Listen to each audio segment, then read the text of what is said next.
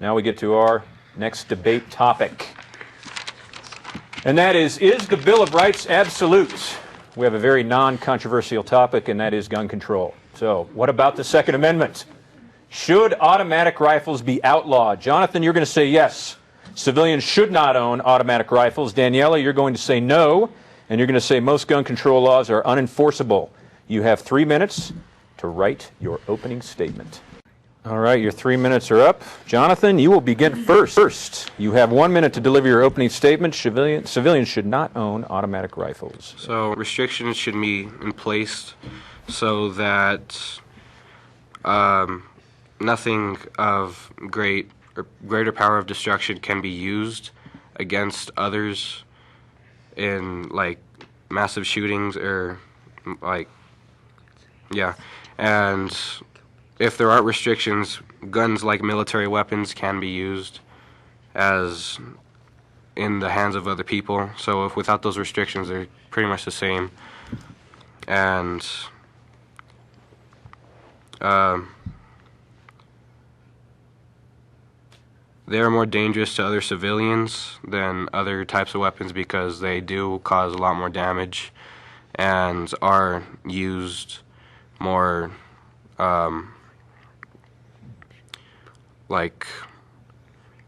not as carefully because they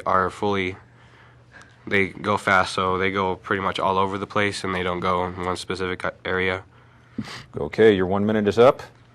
Daniella, your opening statement. Most gun control laws are unenforceable, so gun control legislation is irrelevant. You have 1 minute.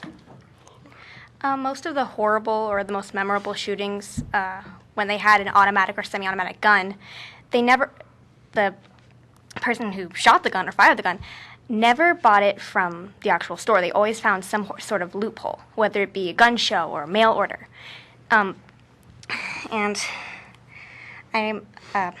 Virginia Tech, that was one of the most horrible shootings ever, but the person who shot the gun didn't use a semi or automatic gun. They used a 22 caliber handgun. So, yeah. Okay, so Judge, those are the two responses to counterpoints that you can grade.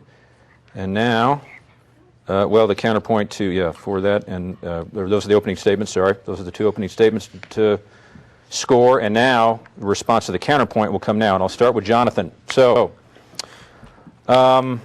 as Daniella has hinted at, Jonathan, even with an assault ban on automatic rifles such as we had in the late 1990s, something that was very close to home to us was the Columbine shooting, and Dylan Klebold and Eric Harris got their guns, their automatic rifles, or their semi-automatic rifles from a gun show, which was a loophole for the assault weapons ban at the time. So isn't Daniella right? Even if when you had an assault weapons ban, you still had two very disturbed young men who were able to buy automatic rifles and commit this horrible crime. So isn't she right that all gun laws are in fact unenforceable? You have 1 minute. No, because civilians still can be protected without the fully automatic weapons, and for the weapons to be placed into a gun show, someone had to buy them in the first place. So why would they buy them if they were if they knew that it was going to be like a very devastating weapon, and why would they put it on display to other people, to many other people that could, like she said, buy or maybe even steal the weapon?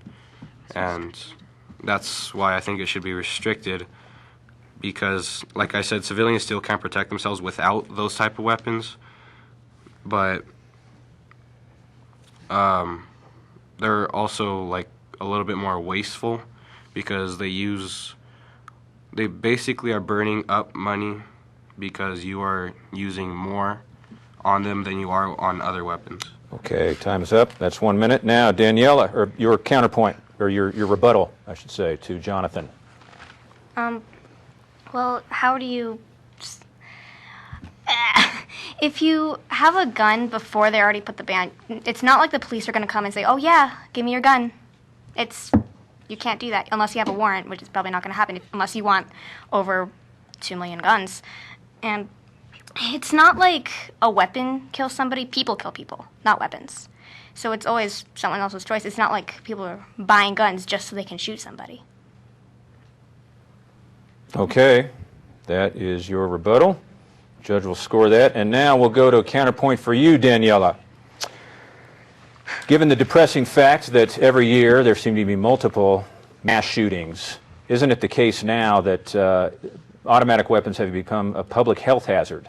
And just like the government would step in to help prevent an outbreak of malaria or some other kind of disease, isn't this, the proliferation of automatic weapons, isn't it a public health hazard? And therefore, isn't Jonathan right? Civilians shouldn't be allowed to own automatic weapons because we don't allow them to own, say, tanks, surface-to-air missiles, heavy machine guns, so why not add automatic weapons to that list? You have 1 minute. Well, let's just look at Sandy Hook, the teenager who shot up that elementary school. He got the Bushmaster from his mom, who legally bought the gun. Columbine, gun show loophole. The man who shot John F. Kennedy got it from a mail order. There's always going to be some sort of loophole that there's always going to be some sort of loophole. Like, there's always going to be a way that someone's going to find a gun, whether it be online or, I forgot what it was called, the black market. There's always going to be a way that someone's going to get a gun. And because people, when they put their mind to it, there's always going to be some way that they're going to get this gun if they really want to. Okay. Jonathan, your rebuttal to Daniella's comment. You have 1 minute. All right, so that's why I was saying that there should be restrictions, because if they don't have those type of weapons, things like Columbine and Sandy Hook won't happen shouldn't happen because they wouldn't be able to get it like an easy way. So if they're restricted, that means that they could be taken away, and other weapons of greater destruction also are taken away, because without those, civilians still can protect themselves. Like if someone had not even an automatic, but like a normal semi-automatic gun, while in those shootings, they could have helped stop the shooting slightly, because it would have. Your 1 minute is up. Okay, do you want to? All right, I'll add an extra minute to each side. So, Daniella, you may begin. Well, and this is extra points, then, Steve. Okay, go ahead, Danielle. Columbine happened when there was a gun law, and those kids still got the gun from a loophole. So, like I said, there's always going to be a way that someone's going to find a gun. A bullet is still a bullet, no matter what the gun is.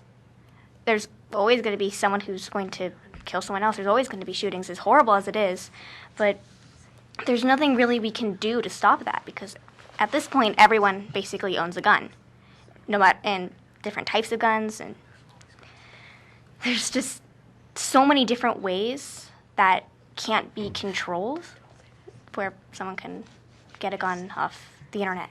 And yeah, I mean, I've seen that you can buy a Bushmaster off of the internet. So. Okay, Jonathan, you get the last word on gun control. 1 minute. Go. All right, so restrictions would make it so that the loopholes would be smaller and they would be harder to get it from, or that the criminals it would make it harder for them to get what they're looking for. So 1 bullet is different from 100, because 100 can,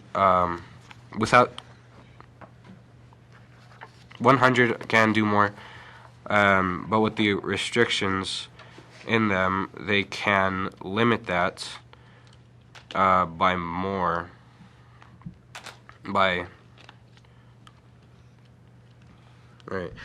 The restrictions would take most of them away, because it's going to be harder to find the weapon. And even if it's harder to find the weapon, there's still going to be people out there that are going to be